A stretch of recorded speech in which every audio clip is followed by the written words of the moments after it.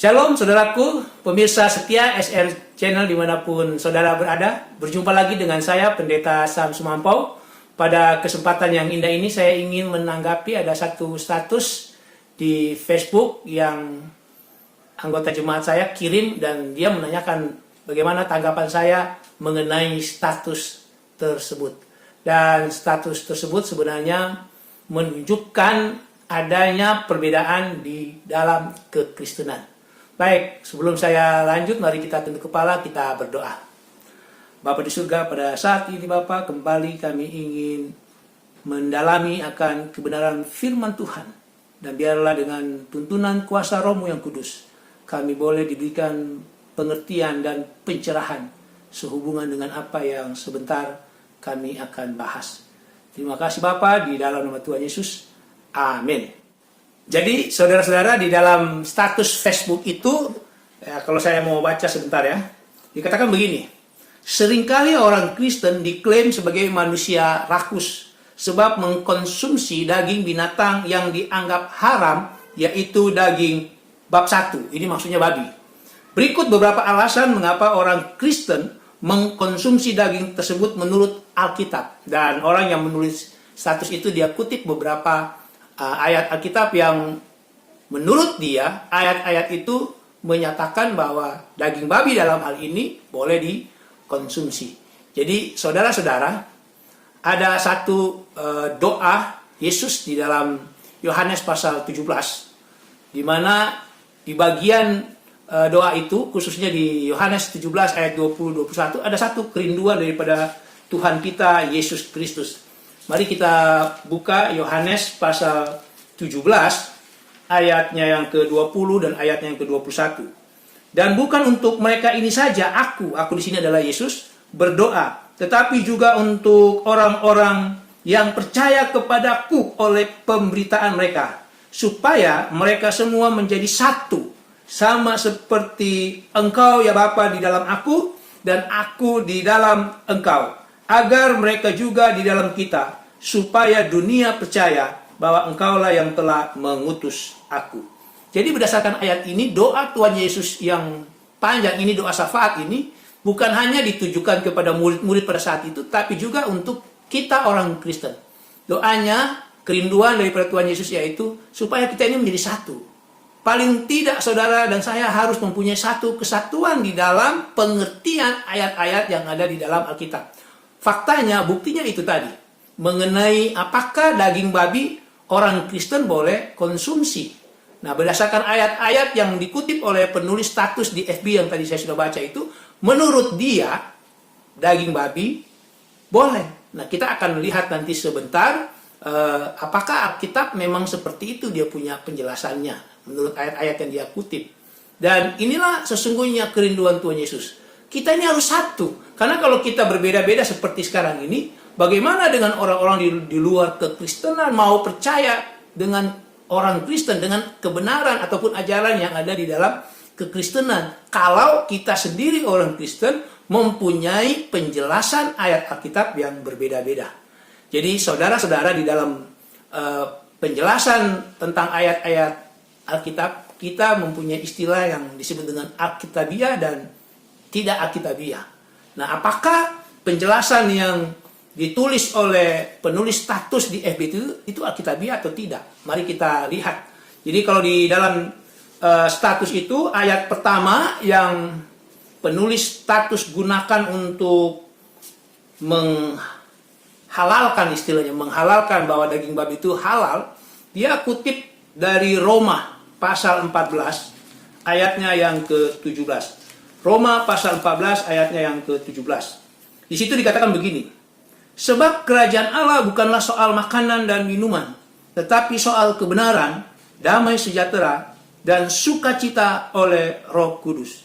Jadi kalau kita baca ayat ini, tidak ada disinggung daging babi. Ada memang disebut makanan dan minuman. Jadi hamba Tuhan, Rasul Paulus berbicara kepada jemaat Tuhan di Roma, dia katakan kerajaan surga itu, kerajaan Allah bukanlah soal makanan dan minuman. Karena pada saat itu kalau saudara lihat, perikop itu judulnya adalah jangan menghakimi saudaramu. Jadi banyak orang Kristen pada saat itu, khususnya dari orang-orang yang berlatar belakang Yahudi. Mereka istilahnya menghakimi saudara-saudara mereka sesama Kristen yang bukan latar belakang Yahudi. Ini dia punya latar belakangnya. Jadi kalau kita baca ayat ini, sebenarnya tidak ada yang salah. Dan ayat ini juga bukan melegalkan atau menghalalkan daging babi. Sekali lagi, ayat itu tidak menyinggung soal makan daging babi, tidak. Ya, kita tahu orang Yahudi, kita tahu Rasul Paulus bukan pemakan daging babi. Ya, karena dia orang Yahudi yang keras.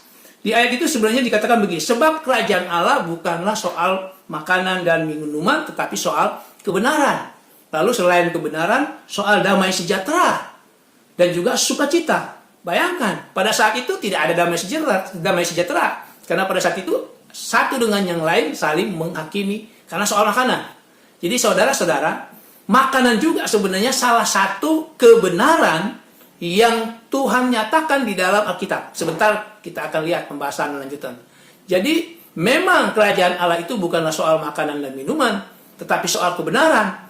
Dan di dalam kebenaran itu saudara-saudara dibicarakan juga salah satunya tentang makanan.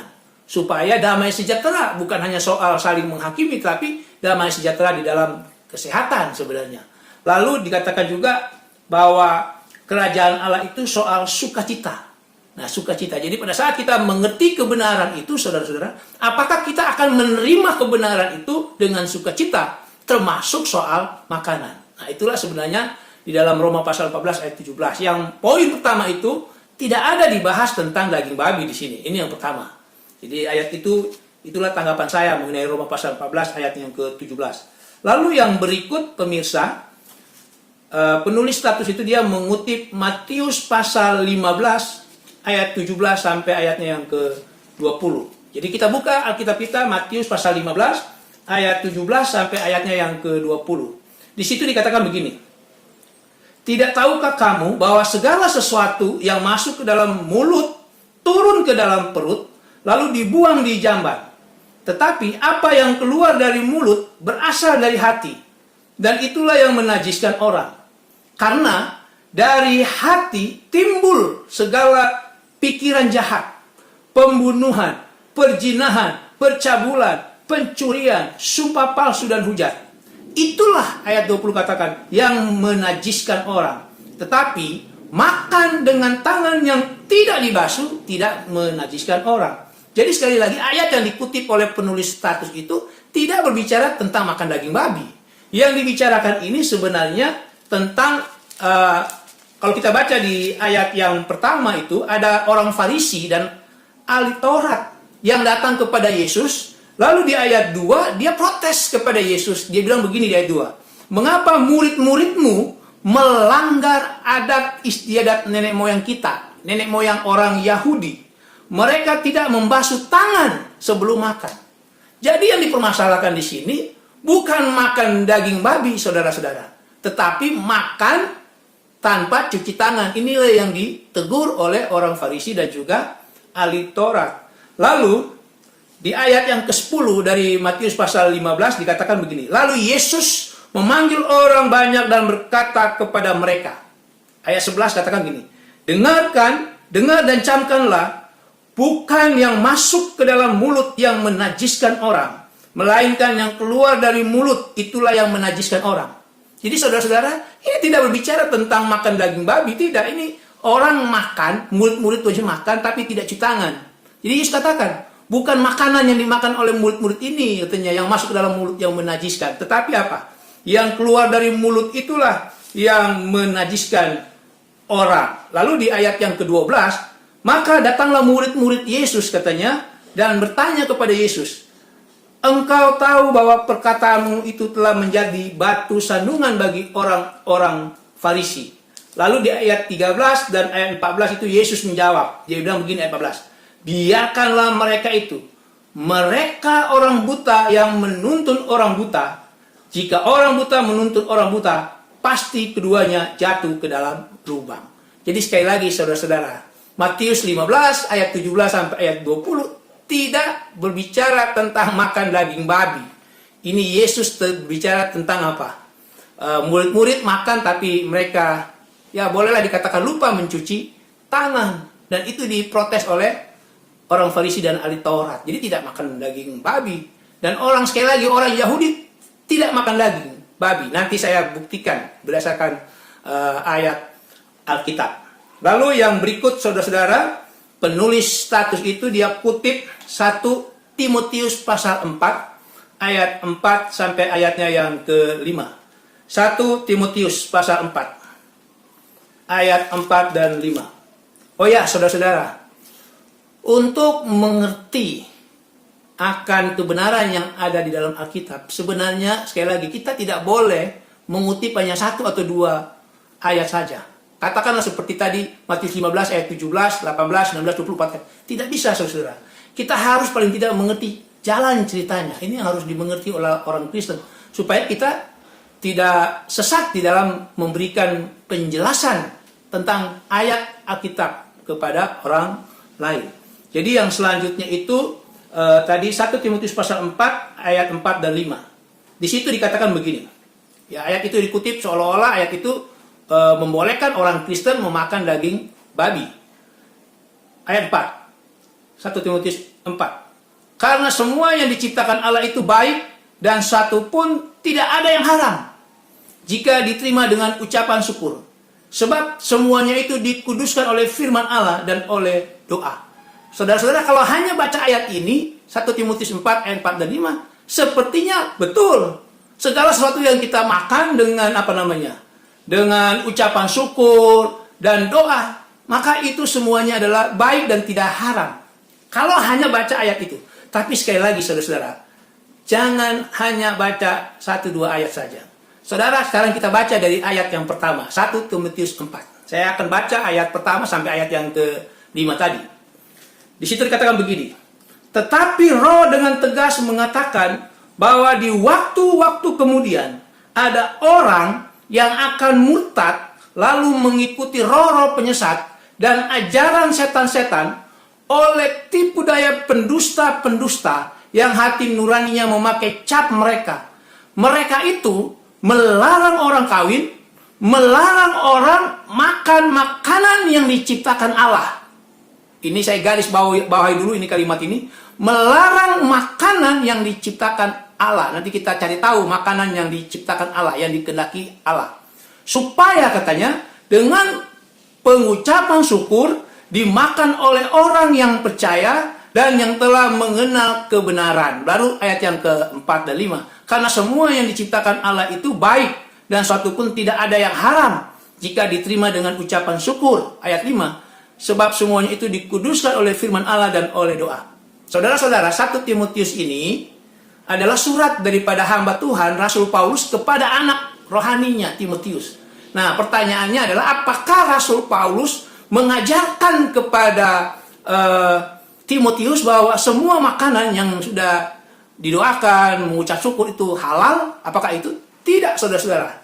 Sebenarnya kalau kita baca di ayat pertama, sesungguhnya Rasul Paulus sedang memberikan penjelasan, sedang memberitahukan kepada Timotius. Tadi di ayat pertama dikatakan, tetapi Roh dengan tegas mengatakan. Jadi Roh Kudus memberitahu kepada Rasul Paulus, dan Rasul Paulus kasih tahu kepada Timotius bahwa di waktu-waktu kemudian, di waktu-waktu kemudian ada orang yang murtad.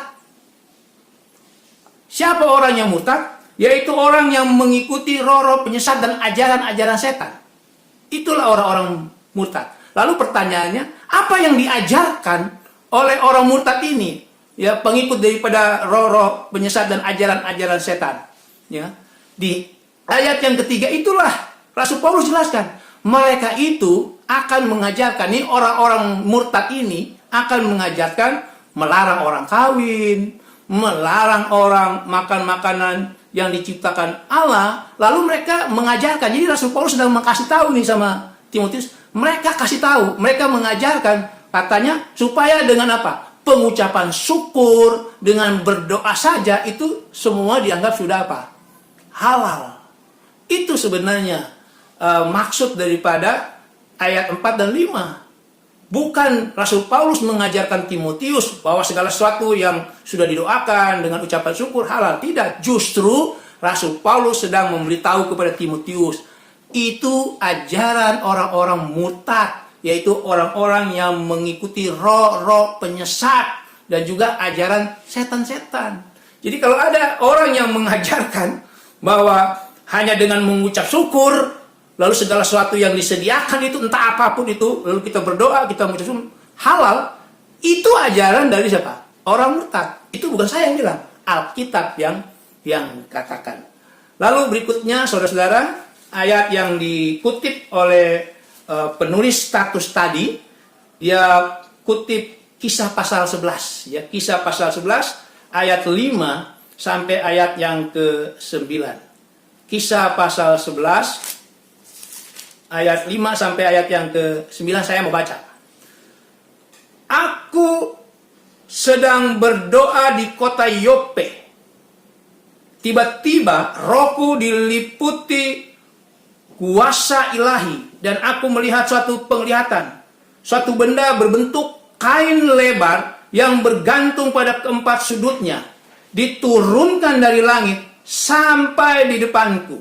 Lalu ayat yang ke-6, aku menatapnya, dan di dalamnya aku lihat segala jenis binatang berkaki 4, dan binatang liar, dan binatang menjalar, dan burung-burung.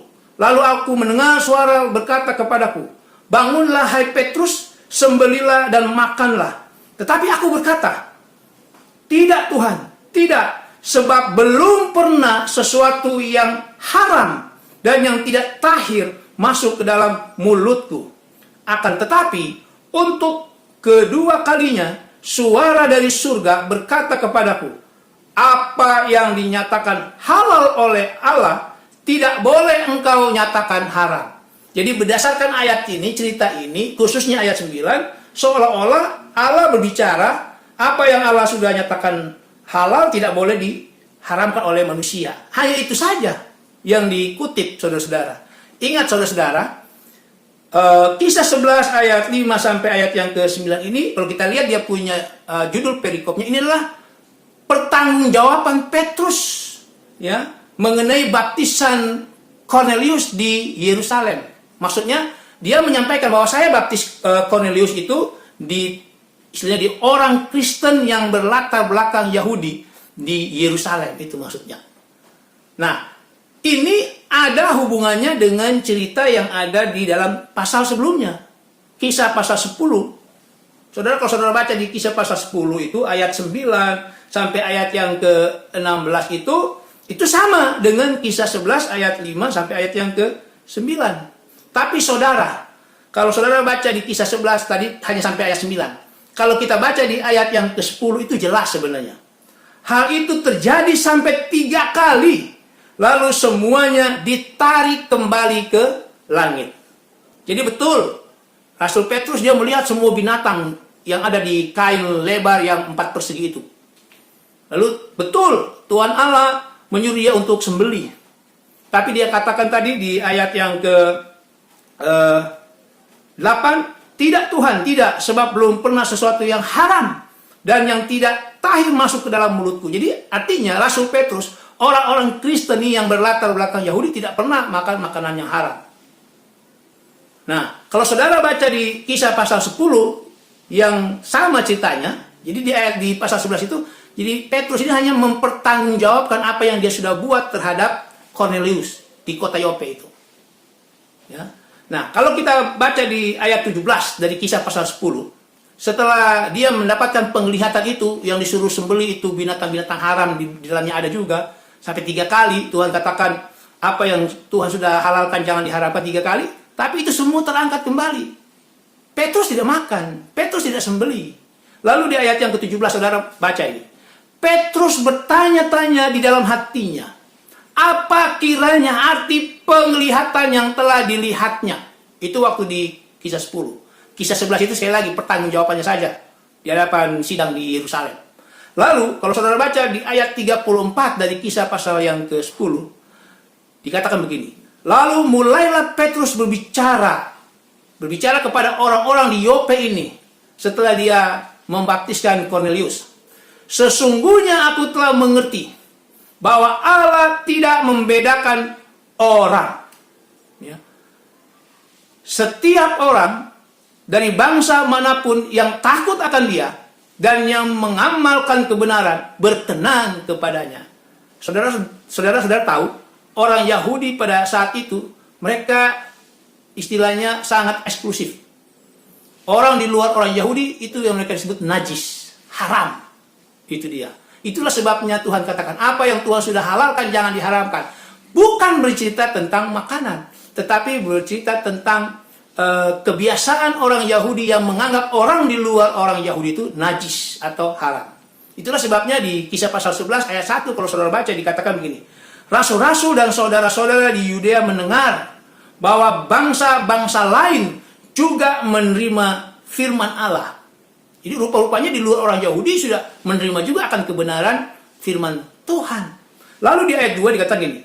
Ketika Petrus tiba di Yerusalem, orang-orang dari golongan yang bersunat. Ini golongan yang bersunat yang dimaksudkan adalah orang Kristen yang berlatar belakang Yahudi. Berselisih pendapat dengan dia. Berselisih pendapat dengan Petrus tentang penyebaran firman Tuhan kepada orang-orang di Yope itu. Kepada keluarga Cornelius. Lalu ayat 3. Kata orang-orang Kristen yang bergolongan sunat itu. Yang berlatar belakang Yahudi. Engkau telah masuk ke rumah orang-orang yang tidak bersunat dan makan bersama-sama dengan mereka. Lalu ayat 4. Tetapi Petrus menjelaskan segala sesuatu berturut-turut, ya, berdasarkan kronologis maksudnya itu. Katanya, barulah ayat 5 sampai ayat 9 yang dikutip oleh penulis status di Facebook yang seolah-olah Kisah pasal 11 ayat 5 sampai ayat 9 ini membolehkan orang Kristen untuk makan daging babi. Tidak, sama Kisah pasal 11, jangan lupa baca Kisah pasal 10. Itu tidak berbicara tentang makanan, itu berbicara tentang orang-orang di luar Yahudi yang dianggap tidak layak menerima kebenaran firman Tuhan. Orang Yahudi menganggap orang-orang di luar Yahudi itu najis atau haram. Itulah yang sebenarnya. Dan ada satu lagi ayat yang saya mau tambahkan, dan itu tidak ditulis di dalam status itu. Jadi kalau kita baca di dalam Kolose pasal 2, ayatnya yang ke-16 dan juga ayatnya yang ke-17. Buku Kolose pasal 2, ayat 16 dan 17. Ini ayat biasanya digunakan oleh orang-orang yang mengatakan bahwa makan daging babi boleh, karena ayat-ayat Alkitab membolehkannya seperti yang tadi itu, ya. Ya, Roma 14 ayat 17, Matius pasal 15 tadi ayat 17 sampai 20, 1 Timotius 4 ayat 4 dan 5, dan juga Kisah pasal 11 ayat 5 sampai 9 tadi itu. Ya, itu digunakan. Dan biasanya Kolose ini juga digunakan. Kolose pasal 2 ayat 16 17. Di situ dikatakan begini.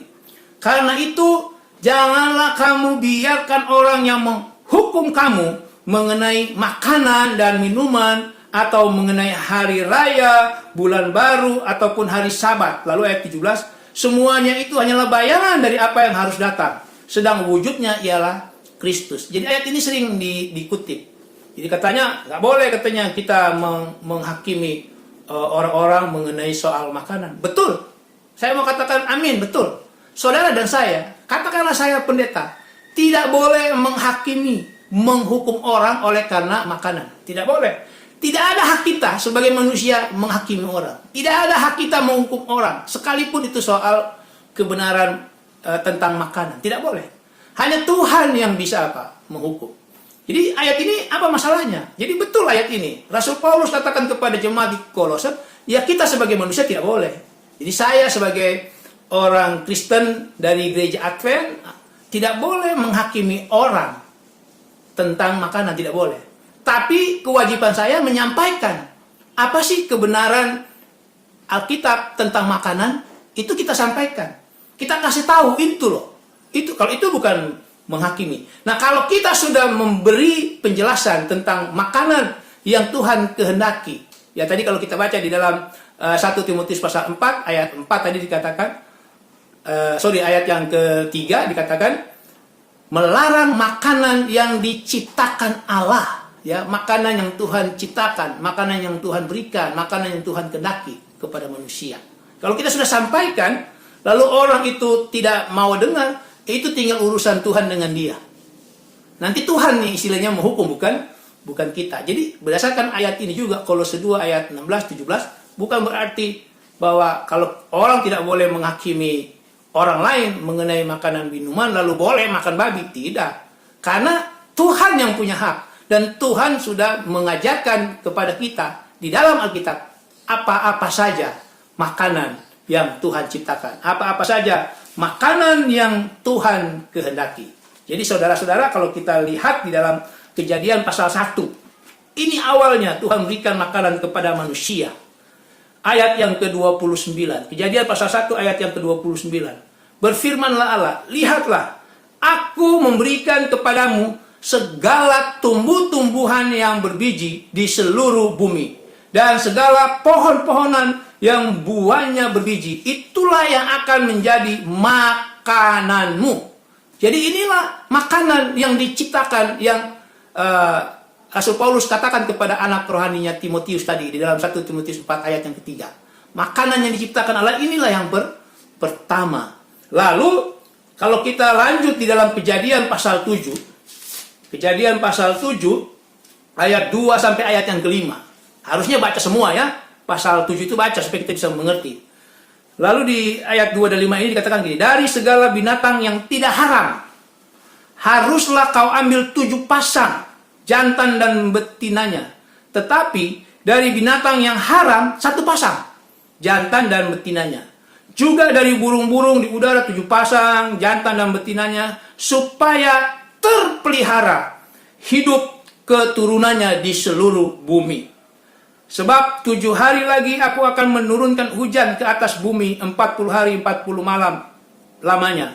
Dan aku akan menghapuskan dari muka bumi segala yang ada, yang kujadikan itu. Ayat 5. Lalu Nuh melakukan segala yang diperintahkan Tuhan kepadanya. Jadi sebelum Tuhan turunkan air bah, maka keluarga Nuh sudah masuk ya dalam cerita itu. Lalu binatang-binatang ini juga Tuhan kasih masuk. Tapi ingat, hanya yang halal saja yang 7 pasang, jantan dan betina.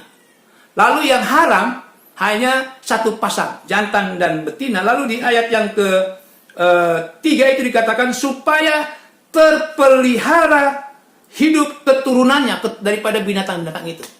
Saudara-saudara, logika saja ya. Kalau pada saat itu keluarga Nuh pemakan daging babi. Ingat, babi itu kalau nanti kita baca di Imamat pasal 11 itu dinyatakan haram. Jadi kalau Nuh dan keluarganya pemakan daging babi, maka tidak ada babi lagi sekarang, saudara-saudara. Ayat 3 itu sudah jelas mengatakan supaya terpelihara hidup keturunannya daripada binatang-binatang itu. Bayangkan saudara-saudara, Nuh dengan keluarganya itu di dalam bahtera itu kurang lebih 1 tahun di dalam bahtera. Saudara bisa baca itu di dalam Kejadian pasal 7 sampai pasal 8. Katakanlah 6 bulan pertama mereka sembelih babi yang katakanlah yang mana, yang betina atau yang jantan, salah satu saja. Kalau sudah 1 dimakan, tidak mungkin punya keturunan. Tidak mungkin babi kawin dengan yang lainnya. Ya. Lalu katakanlah karena mereka adalah gemar makan babi, 6 bulan berikutnya, setengah tahun terakhir itu dia makan lagi apa? Babi itu. Habis saudara-saudara. Ya. Tidak mungkin saudara. Jadi Nuh tidak makan daging babi. Mengerti maksud saya, saudara? Katakanlah waktu mereka masuk, mereka bikin pengucapan syukur, lalu mereka potong babi, entah jantan entah betina, habis tinggal 1. Lalu waktu air bah sudah surut, entah itu jantan, entah itu betina, lalu pengucapan syukur lagi, potong babi lagi, habis saudara, sudah tidak ada lagi apa babi itu sampai sekarang. Tapi karena mereka tidak makan, ya sampai sekarang ini masih terpelihara. Walaupun sekarang ini saudara-saudara, banyak orang yang sebenarnya kalau kita baca di dalam Kolose pasal 2 itu tadi ya. Kolose pasal 2 ayat yang ke 20 kata ini, apabila kamu telah mati bersama-sama dengan Kristus dan bebas dari roh-roh dunia, mengapakah kamu menaklukkan dirimu pada rupa-rupa peraturan? Peraturan yang mana ini? Seolah-olah kamu masih hidup di dunia. Kalau kita baca di ayat 22, semuanya itu hanya mengenai barang yang binasa oleh pemakaian dan hanya menuruti perintah-perintah dan ajaran-ajaran manusia. Lalu ayat 23, peraturan-peraturan. Jadi perintah-perintah itu kan peraturan-peraturan. Walaupun nampaknya penuh hikmat dengan ibadah buatan sendiri.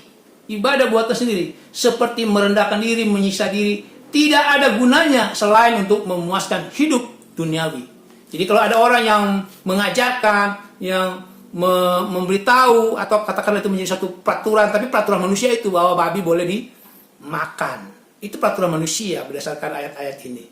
Jadi saudara-saudaraku yang kasih dalam Tuhan, berdasarkan ayat-ayat tadi sudah sangat jelas bahwa apa yang dikutip oleh penulis status itu tidak alkitabiah. Ayat-ayat itu tidak membolehkan orang Kristen makan babi, karena babi bukanlah makanan yang Tuhan kehendaki. Ingat, makanan yang Tuhan kehendaki itu Kejadian pasal 1 ayat 29, lalu Kejadian pasal 7 ayat 2 sampai 5, sudah jelas, lalu Imamat pasal 11 dan juga Ulangan pasal 14. Jadi inilah tanggapan saya terhadap penulis status di FB yang seolah-olah ayat-ayat yang dia gunakan itu membolehkan orang Kristen makan babi. Terima kasih, Tuhan Yesus memberkati. Kita tunduk kepala, kita berdoa. Bapa di surga, pada saat ini oleh karena tuntunan kuasa Roh-Mu yang kudus Tuhan, kami boleh mengerti bahwa ada makanan yang Tuhan ciptakan. Lalu ada juga makanan-makanan yang Tuhan kehendaki. Dan lebih jelasnya Tuhan sudah catat melalui hamba Musa di dalam Imamat pasal 11 dan juga Ulangan pasal 14. Biarlah setiap orang Kristen yang percaya, yang mendengarkan akan video ini Tuhan, mereka boleh diberikan pencerahan oleh kuasa Roh Kudus Tuhan, sehingga nama Tuhan saja dimuliakan, ditinggikan. Dan biarlah kerajaan Allah itu akan menjadi bagian kami oleh karena kebenaran, salah satunya tentang makanan, dan juga damai sejahtera oleh karena tidak ada perbantahan mengenai kebenaran firman Tuhan, sehingga dunia boleh percaya akan kebenaran ataupun ajaran kekristenan di dalam Alkitab. Dan akhirnya kami boleh bersukacita oleh karena Roh Kudus Tuhan. Bapa di surga, inilah seluruh kami di dalam Tuhan Yesus. Amin.